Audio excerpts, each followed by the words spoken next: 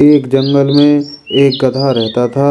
वह हरी हरी घास चुगता था और जब उस गधे का पेट भर जाता था तब वह अपने घर की ओर चल देता था।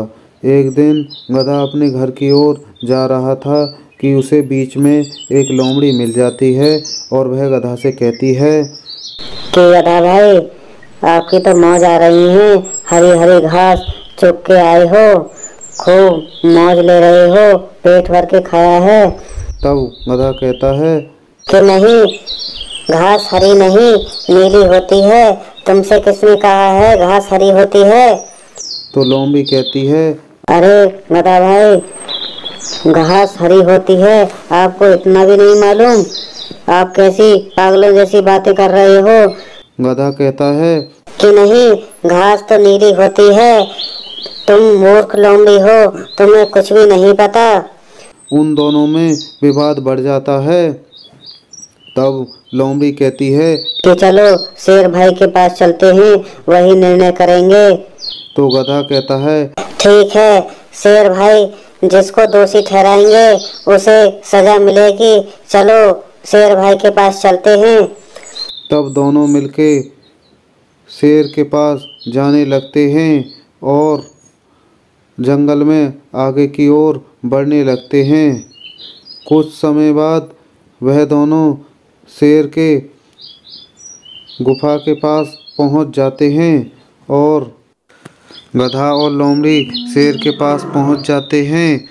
शेर उनको देख के आश्चर्यचकित रह जाता है।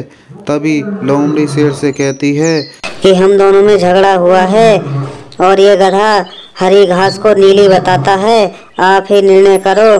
तो गधा कहता है कि शेर भाई, घास नीली होती है और इस मूर्ख लोमड़ी को इतना भी नहीं पता, ये अपने आप को बहुत चालाक समझती है। तब लोमड़ी शेर से कहती है कि शेर भाई, आप जंगल के राजा हैं, आप ही इस गधे को समझाओ कि क्या सत्य है। इस गधे को मैं समझाते समझाते थक गई हूँ, अब ये आपकी ही बात मानेगा, आप ही इसे समझाओ।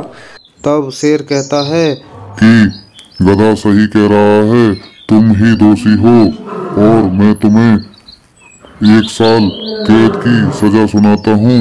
अब तुम 1 साल मेरी कैद में रहोगी। और गधा भाई, तुम सही कह रहे थे।